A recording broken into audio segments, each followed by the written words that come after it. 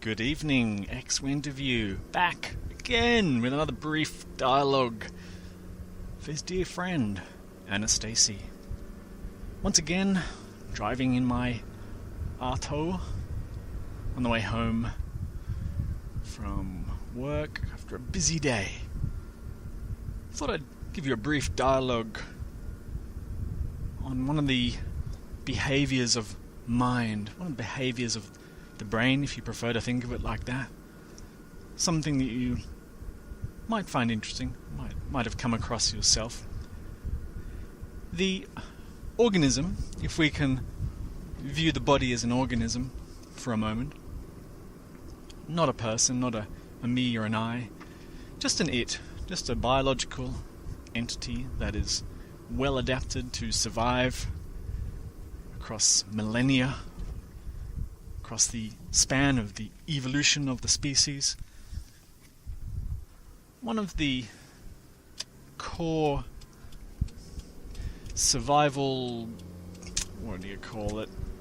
skill sets, you might say, of the intelligent organism, the intelligent species, is an ability to seek, appraise for value, seek items for survival, appraise the item for its value to the organism. Do I need this? Is it worth something to my survival? Put it into a hierarchy. How does this item relate to other items that I need for my survival? Is it worth more or less than similar items? And so on and so forth. Categorize, sort, etc. This behavior of the organism is highly adaptive. It suggests that the species is finely tuned to seek not only things that are worth seeking for survival, but it has an ability to remember, store and file and refer to later in terms of its salience or its importance to the individual. I've used the example before of perhaps where a good source of food might be, going back into more ancient survival times, where the water hole is, where to get water when there's a drought, which village to avoid when walking home in the woods, which creatures are safe, which are unsafe, and which food is edible, which is inedible, which will kill you, which will heal or cure you if you have a particular illness, and so on and so forth. The range of possibilities with this intelligence is seemingly infinite, or innumerable, to say the least. And then we discover spirituality, enlightenment. Now, it's funny, but how would enlightenment be of any particular value to this body? What possible use or benefit would you say enlightenment has to the body? Well, at a practical, foundational level, none. Because the body is primarily interested in, we'll call it survival, eating, the 4 F's, food, fighting, fleeing, and the 4th F, yes, that's right, mating. And so, in coarse terms, those are the behavioral priorities. So why on earth would enlightenment fall within any of that? Now you could say, oh well, the body has, the body has higher needs as well, social needs and so forth. And for sure, there are excellent arguments for the body's ability to adapt to social situations. Being a social creature, you could say, we need to know how to read people, how to get along with people, how to be in a culture or community that facilitates survival. So there are higher order skills, for sure, in the organism. But again, does enlightenment fall under that remit, you might say? Maybe. Perhaps it does. Perhaps there's perceived value that if I can be enlightened, that is of value socially. So we get the first glimpses of what we might call higher order needs and this thing called enlightenment, where it might fit in terms of the needs of just the body. We're still talking about the body. If enlightenment is perceived as value, for example, if I can become enlightened and then I can become a teacher or guru and make a lot of money, there's value in seeking enlightenment from that perspective, perhaps. But what if I'm just selflessly seeking it because I have this sort of spiritual need to seek enlightenment?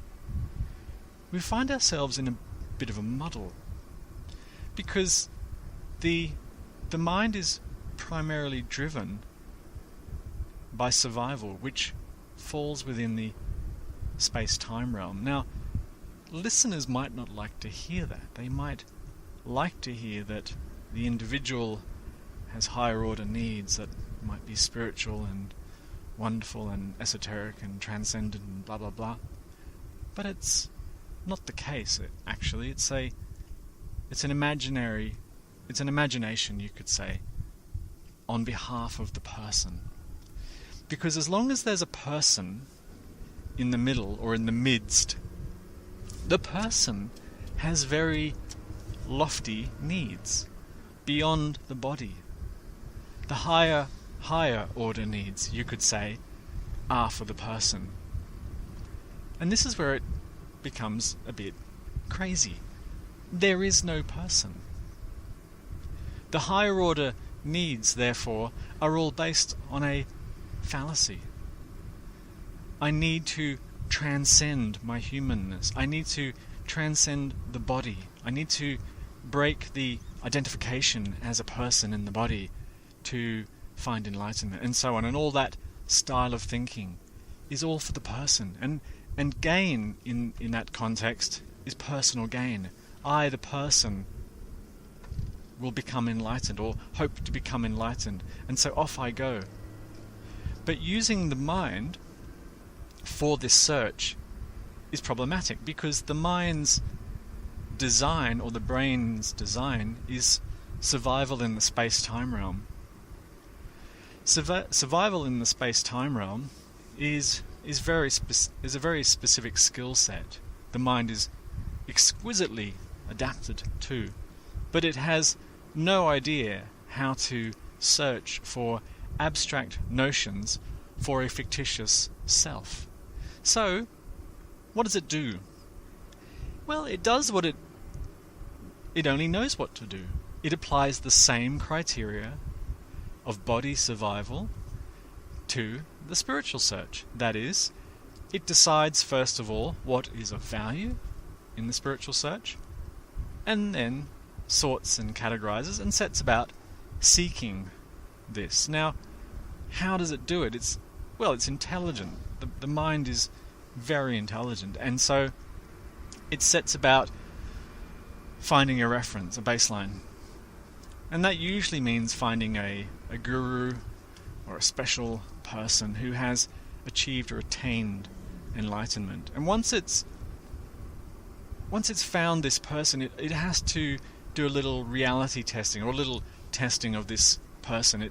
It looks at the evidence, it weighs up the evidence. Is this person enlightened? Here are the criteria.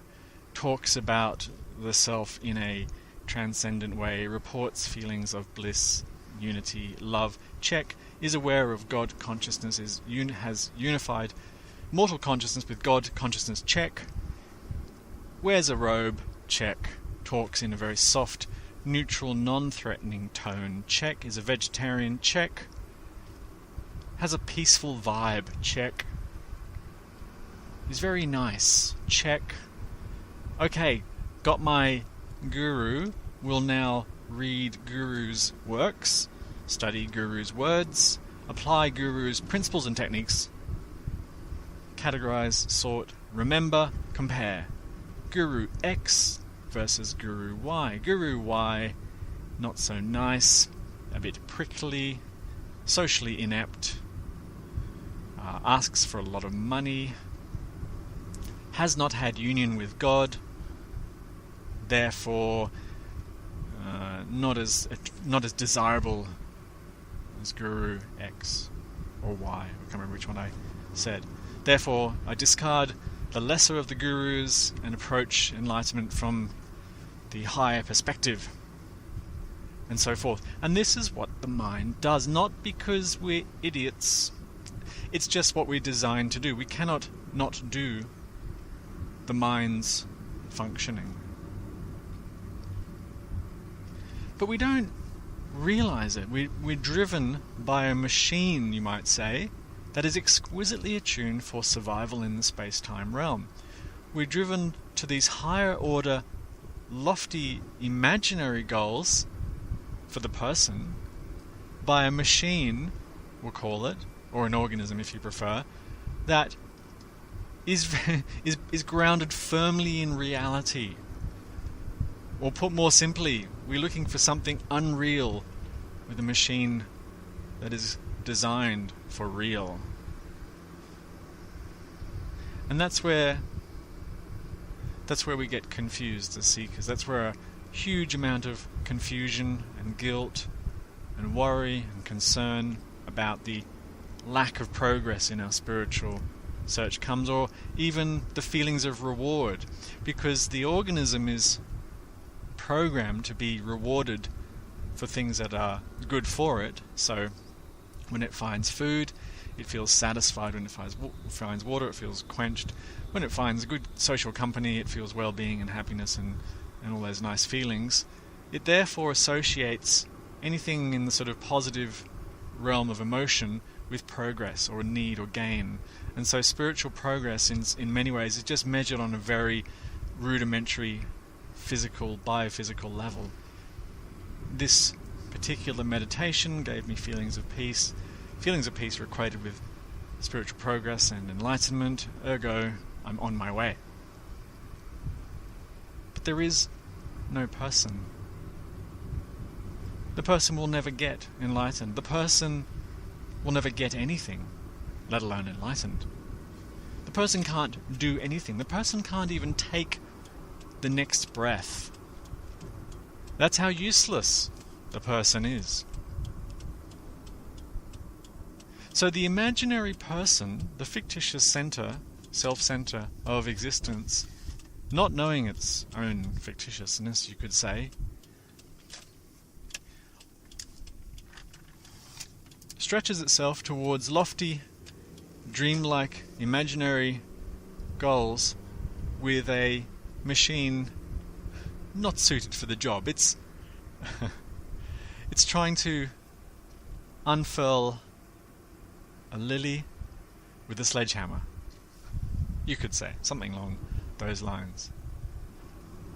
And so this might go a little way, I guess, this dialogue, to explain the frustrations and difficulties for the apparent seeker. We know that the seeker has difficulties by virtue of there simply being no seeker, but this might go a little further to explain some of the more mechanistic ways that we get confused, how the spiritual search is one giant melange of confusion. Oh, I got to use that fancy word in a sentence. Score. Triple Scrabble word points there. So this brief dialogue is in some ways another palliative talk for the mind, to ease the pressure of the mind. The mind is the place where it stretches and turns and talks, and you feel discomfort in the spiritual search. This is to just say to the mind, whoa, little fella, just relax a bit. You don't know what you're doing, and you don't know where you're going. Just come back to earth. It's okay. It's okay to come back to earth. That's what the body, you could say, is here to do or to be in essence. Not that there's a rule about that, but why not just be straightforward about it? To survive, to live, to eat to achieve higher order social goals, to express the occasional abstract thing of glory for the person, but not to get too carried away with that, because that's a bit funny, a bit delusional. And just an invitation to come back to earth with the whole thing. Anyway, I hope that was in some way informative. Thank you for listening. Comments, as usual, are very welcome.